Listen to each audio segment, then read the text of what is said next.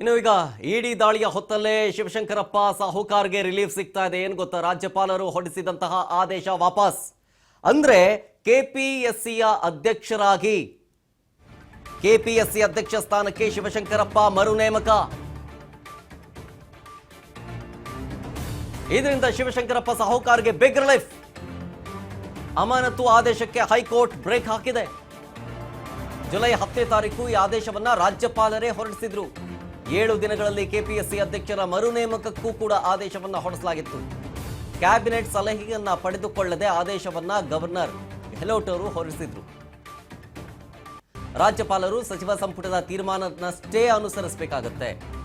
ನ್ಯಾಯಮೂರ್ತಿ ಸೂರಜ್ ಗೋವಿಂದರಾಜ್ ಅವರಿದ್ದ ಪೀಠದಿಂದ ಈ ಆದೇಶ ಹೊರಬಂದಿದೆ. ಪ್ರಕರಣಕ್ಕೆ ಸಂಬಂಧಪಟ್ಟಂತೆ ಯಾರ ಮೇಲೂ ಕೂಡ ಪ್ರಭಾವ ಬೀರಬಾರದು.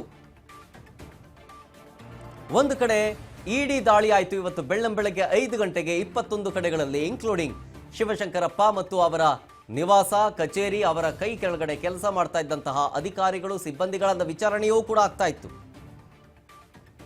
ಶಿವಶಂಕರಪ್ಪನವರನ್ನ ವಶಕ್ಕೆ ಪಡೆದು ಅವರ ಸ್ಟೇಟ್ಮೆಂಟ್ ಕೂಡ ಪಡೆದುಕೊಳ್ಳಲಾಗ್ತಾ ಇತ್ತು, ವಿಚಾರಣೆಯನ್ನ ಮಾಡಲಾಗ್ತಾ ಇತ್ತು. ಇಂಥ ಹೊತ್ತಲ್ಲೇ ಕೆಪಿಎಸ್ಸಿ ಅಧ್ಯಕ್ಷ ಸ್ಥಾನಕ್ಕೆ ಶಿವಶಂಕರಪ್ಪ ಮರು ನೇಮಕ ಆಗಿರೋದು. ಅಮಾನತಿಗೆ ಸಚಿವ ಸಂಪುಟ ಸಲಹೆ ಮತ್ತು ಶಿಫಾರಸನ್ನ ಮಾಡಿಲ್ಲ ಅನ್ನೋ ಕಾರಣವನ್ನ ಕೊಡಲಾಗಿದೆ. ರಾಜ್ಯಪಾಲರು ಸಂಪುಟದ ತೀರ್ಮಾನವನ್ನಷ್ಟೇ ಅನುಸರಿಸಬೇಕು. ಹೀಗಂತ ನ್ಯಾಯಮೂರ್ತಿ ಸೂರಜ್ ಗೋವಿಂದರಾಜ್ ಅವರಿದ್ದ ಪೀಠದಿಂದ ಆದೇಶ ಹೊರಬಂದಿದೆ. ಪುತ್ರಿಯರ ನೇಮಕ ಬಗ್ಗೆ ಯಾವುದೇ ನಿರ್ಧಾರವನ್ನ ಕೈಗೊಳ್ಳುವಂತಿಲ್ಲ. ಅದರ ಬಗ್ಗೆಯೂ ಕೂಡ ಮಾತಾಡಿದ್ದಳು ನೋಡಿ ಕೋರ್ಟ್ನಲ್ಲಿ. ಅಧ್ಯಕ್ಷರ ವಿರುದ್ಧದ ಆರೋಪದ ಬಗ್ಗೆ ಕೋರ್ಟ್ನಲ್ಲಿ ನಿರ್ಧಾರವನ್ನು ತೆಗೆದುಕೊಳ್ಳುವ ವಿಚಾರಕ್ಕೆ ಸಂಬಂಧಪಟ್ಟಂತೆ ಕೋರ್ಟ್ ಅದನ್ನು ತೀರ್ಮಾನಿಸಲ್ಲ. ಅಧ್ಯಕ್ಷರ ವಿರುದ್ಧ ಆರೋಪ ಬಂದಿರೋದ್ರ ಬಗ್ಗೆ ಹೈಕೋರ್ಟ್ ಏಕಸದಸ್ಯ ಪೀಠದಿಂದ ಸ್ಪಷ್ಟನೆ ಕೊಡಲಾಗ್ತಾ ಇದೆ. ರಾಜ್ಯಪಾಲರು ಹೊರಡಿಸಿದ್ದ ಅಮಾನತು ಆದೇಶ ರದ್ದು ಕೋರ್ಟ್ನಲ್ಲಿ. ಕೆಪಿಎಸ್ಸಿಯಲ್ಲಿ ಬ್ರಹ್ಮಾಂಡ ಭ್ರಷ್ಟಾಚಾರ ವಿಚಾರ ಒಂದು ಕಡೆ, ಅಧ್ಯಕ್ಷ ಶಿವಶಂಕರಪ್ಪ ಇವರನ್ನ ರಾಜ್ಯಪಾಲರು ಅಮಾನತುಗೊಳಿಸಿದ್ರು. ಈಗ ಇದಕ್ಕೆ ಹೈಕೋರ್ಟ್ ತಡೆ ನೀಡಿದೆ. ತಡೆ ಕೊಟ್ಟಿದ್ದು ಯಾವತ್ತಕ್ಕೋಸ್ಕರ? ಜುಲೈ 10ನೇ ತಾರೀಕು ರಾಜ್ಯಪಾಲರು ಅಮಾನತು ಆದೇಶವನ್ನು ಹೊರಡಿಸಿದ್ರು. 7 ದಿನಗಳಲ್ಲಿ ಕೆಪಿಎಸ್ಸಿ ಅಧ್ಯಕ್ಷರನ್ನಾಗಿ ಮರು ನೇಮಕಕ್ಕೆ ಆದೇಶವನ್ನೂ ಕೊಟ್ಟರು. ಆದರೆ ಪ್ರಮುಖವಾದಂತಹ ವಿಚಾರ ಏನು ಗೊತ್ತಾ, ಸಂಪುಟದಲ್ಲಿ ಇದರ ಬಗ್ಗೆ ಚರ್ಚೆ ಆಗಿಲ್ಲ, ಅವರ ಅಭಿಪ್ರಾಯವನ್ನ ತೆಗೆದುಕೊಂಡಿಲ್ಲ. ರಾಜ್ಯಪಾಲರು ಹೊರಡಿಸಿದ್ದ ಅಮಾನತು ಆದೇಶ ರದ್ದು ಅಂತ ಹೇಳಿದೆ ಈಗ ಹೈಕೋರ್ಟ್ನ ಪೀಠ, ಏಕಸದಸ್ಯ ಪೀಠ.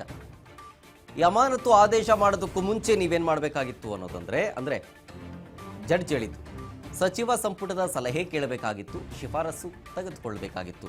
ಇವೆರಡನ್ನೂ ಕೂಡ ಮಾಡಿಲ್ಲ ಅಂತ ಹೇಳಿ ರಾಜ್ಯಪಾಲರು ಹೊರಡಿಸಿದ್ದ ಅಮಾನತು ಆದೇಶವನ್ನ ಹೈಕೋರ್ಟ್ ಏಕಸದಸ್ಯ ಪೀಠ ರದ್ದು ಮಾಡಿದೆ.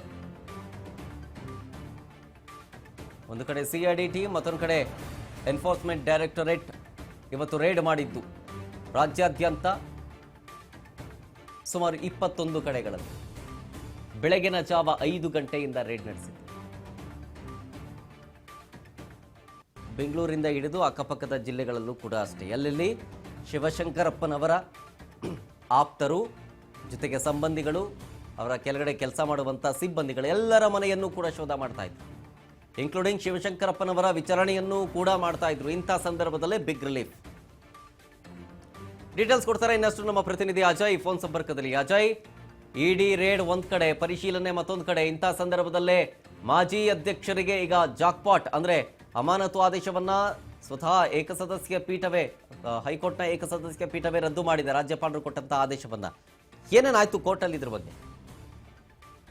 ಶರತ್, ಏನು ಕೆಪಿಎಸ್ಸಿ ಅಕ್ರಮ ನೇಮಕಾತಿ ಪ್ರಕರಣಕ್ಕೆ ಸಂಬಂಧಪಟ್ಟಂತೆ ಒಂದ್ ಕಡೆ ಇವತ್ತು ಬೆಳಗ್ಗೆ ಇಡಿ ಅಧಿಕಾರಿಗಳು ಓವರ್ ಆಲ್ ಒಟ್ಟು 21 ಕಡೆಗಳಲ್ಲಿ ಇಡಿ ಅಧಿಕಾರಿಗಳು ದೊಡ್ಡ ಮಟ್ಟದ ದಾಳಿಯನ್ನ ಮಾಡಿ ಈ ಒಂದು ಪ್ರಕರಣಕ್ಕೆ ಸಂಬಂಧಪಟ್ಟಂತೆ ಯಾವ ರೀತಿಯಾಗಿ ಹಗರಣದಲ್ಲಿ ಭಾಗಿಯಾಗಿದ್ರು ಅನ್ನುವಂತ ವಿಚಾರದಲ್ಲಿ ಈ ಪ್ರಮುಖ ಆರೋಪಿಯಾಗಿರುವಂತ ಈ ಒಂದು ಕೆಪಿಎಸ್ಸಿ ಹಗರಣದ ಮಾಜಿ ಅಧ್ಯಕ್ಷ ಆಗಿರುವಂತ ಏನು ಶಿವಶಂಕರಪ್ಪ ಏನಿದ್ದಾರೆ, ಅವರ ಒಂದು ನಿವಾಸ ಸೇರಿದಂತೆ, ಕಚೇರಿ ಸೇರಿದಂತೆ ಅವರ ಆಪ್ತ ವಲಯದಲ್ಲಿ ಗುರುತಿಸಿಕೊಂಡಿದ್ದಂತ ಕೆಲವೊಂದಷ್ಟು ಒಂದಷ್ಟು ಜನಗಳು, ಜೊತೆಗೆ ಅಕ್ರಮವಾಗಿ ನೇಮಕಾತಿ ಆಗಿದ್ದಂತ ವಿದ್ಯಾರ್ಥಿಗಳು ಸೇರಿದಂತೆ ಎಲ್ಲರನ್ನೂ ಒಂದು ನಿವಾಸದ ಮೇಲೆ ದಾಳಿಯನ್ನ ಮಾಡುವಂತ ಕೆಲಸವನ್ನ ಇಡಿ ಅಧಿಕಾರಿಗಳು ಮಾಡಿದ್ರು. ಆದ್ರೆ ಒಂದ್ ಕಡೆ ಇಡಿ ಅಧಿಕಾರಿಗಳು ಯಾವಾಗ ದಾಳಿಯನ್ನ ಮಾಡಿ ಈ ಒಂದು ಪ್ರಕರಣದಲ್ಲಿ ತಪ್ಪಿತಸ್ಥರ ವಿರುದ್ಧವಾಗಿ ಸಾಕ್ಷಿಗಳನ್ನ ಕಲೆ ಹಾಕ್ಬೇಕು ಅಂತ ಹೇಳಿ ಸಾಕಷ್ಟು ದಾಳಿಯನ್ನ ಮಾಡಿ ಒಂದು ಪರಿಶೀಲನೆಯನ್ನ ಮಾಡ್ತಾ ಇದ್ದಾರೆ. ಇದರ ಬೆನ್ನಲ್ಲೇ ಇದೀಗ ಒಂದು ಶಿವಶಂಕರಪ್ಪಗೆ ಒಂದು ಬಿಗ್ ರಿಲೀಫ್ ಸಿಕ್ಕಿದೆ. ಯಾಕಂದ್ರೆ ಜುಲೈ 10ರಂದು ಒಂದು ರಾಜ್ಯಪಾಲರು ಒಂದು ಆದೇಶನ ಹೊರಡಿಸಿದ್ರು. ಯಾಕಂದ್ರೆ ಈ ಒಂದು ಪ್ರಕರಣದಲ್ಲಿ ಒಂದು ಅಕ್ರಮ ನೇಮಕಾತಿಯಲ್ಲಿ ಭಾಗಿಯಾಗಿದ್ದಾರೆ ಅಂತ ಹೇಳಿ ಶಿವಶಂಕರಪ್ಪ ಅವರ ಹುದ್ದೆಯನ್ನ ಒಂದು ಅಮಾನತು ಮಾಡಿ ಆದೇಶವನ್ನು ಕೂಡ ರಾಜ್ಯಪಾಲರು ಕೊಟ್ಟಿದ್ರು. ಆದ್ರೆ ಈ ಒಂದು ಪ್ರಕರಣದಲ್ಲಿ 7 ದಿನ ಅಂದ್ರೆ 1 ವಾರದ ಒಳಗಾಗಿ ಇದೀಗ ಹೈಕೋರ್ಟ್ ಶಿವಶಂಕರಪ್ಪಗೆ ಒಂದು ಬಿಗ್ ರಿಲೀಫ್ ಅನ್ನ ಕೊಟ್ಟಿದೆ. ಯಾಕಂದ್ರೆ ಈ ಒಂದು ಕ್ಯಾಬಿನೆಟ್ ಸಲಹೆಯನ್ನ ಪಡೆಯದೆ ಆದೇಶವನ್ನ ಗವರ್ನರ್ ಹೊರಡಿಸಿದ್ರು. ಈ ಒಂದು ವಿಚಾರದಲ್ಲಿ ಕ್ಯಾಬಿನೆಟ್ ಸಲಹೆಯನ್ನ ಪಡೆಯದೆ ಈ ರೀತಿಯಾಗಿ ಒಂದು ಹೊರಡಿಸಿದಂತ ಆದೇಶ ಏನಿದೆ, ಆ ಒಂದು ವಿಚಾರದಲ್ಲಿ ರಾಜ್ಯಪಾಲರು ಸಚಿವ ಸಂಪುಟದ ತೀರ್ಮಾನವನ್ನ ಅನುಸರಿಸಬೇಕು. ಜೊತೆಗೆ ಈ ಒಂದು ರಾಜ್ಯಪಾಲರು ಸಚಿವ ಸಂಪುಟದ ತೀರ್ಮಾನವನ್ನ ಅನುಸರಿಸದೆ ಈ ರೀತಿಯಾಗಿ ಆದೇಶವನ್ನ ಕೊಟ್ಟಿದ್ದಾರೆ. ಜೊತೆಗೆ ಈ ಒಂದು ವಿಚಾರದಲ್ಲಿ ಯಾರ ಮೇಲೂ ಒಂದು ವೇಳೆ, ಯಾಕಂದ್ರೆ ಈ ಒಂದು ಅಮಾನತು ಆದೇಶವನ್ನ ಹಿಂಪಡೆದು ಮತ್ತೆ ಮರು ನೇಮಕಾತಿಯನ್ನ ಮಾಡ್ಬೇಕು ಅಂತ ಹೇಳಿ ಹೈಕೋರ್ಟ್ ಕೂಡ ಸೂಚನೆ ಕೊಟ್ಟಿರೋದ್ರಿಂದ ಈಗ ಶಿವಶಂಕರಪ್ಪಗೆ ಒಂದು ಬಿಗ್ ರಿಲೀಫ್ ಸಿಕ್ಕಿದೆ. ಜೊತೆಗೆ ಬಿಗ್ ರಿಲೀಫ್ ಕೊಟ್ಟಿದ ತಕ್ಷಣ ಈ ಒಂದು ಪ್ರಕರಣದಲ್ಲಿ ಯಾವುದೇ ಕಾರಣಕ್ಕೂ ಶಿವಶಂಕರಪ್ಪ ಅವರು ಸಾಕ್ಷಿ ಹೇಳಿದಂತ ವಿಚಾರದಲ್ಲಾಗಿರ್ಬೋದು, ಜೊತೆಗೆ ದೂರುದಾರ ಆಗಿರುವಂತ ಯಾರ್ಯಾರು ದೂರನ್ನ ಕೊಟ್ಟಿದ್ರು ಈ ಒಂದು ವಿಚಾರದಲ್ಲಿ ಯಾರಿಗೂ ಕೂಡ ಸಾಕ್ಷಿಗಳಿಗೆ ಬೆದರಿಕೆ ಹಾಕುವಂಥದ್ದು ಯಾವುದೂ ಕೂಡ ಮಾಡಬಾರ್ದು. ಜೊತೆಗೆ ಈ ಒಂದು ವಿಚಾರದಲ್ಲಿ ತನಿಖಾಧಿಕಾರಿಗಳು ಯಾರಾದ್ರೂ ಕರೆದಂತ ಸಂದರ್ಭದಲ್ಲಿ ಅಲ್ಲಿಗೆ ಹೋಗಿ ತನಿಖೆನ ಒಂದು ವಿಚಾರಣೆಯಲ್ಲಿ ಹೋಗಿ ಅವ್ರಿಗೆ ಹೇಳಿಕೆಯನ್ನ ನೀಡಬೇಕು ಅಂತ ಹೇಳಿ ಸೂಚನೆಯನ್ನ ಈಗಾಗಲೇ ಹೈಕೋರ್ಟ್ ಕೂಡ ಕೊಟ್ಟಿದೆ.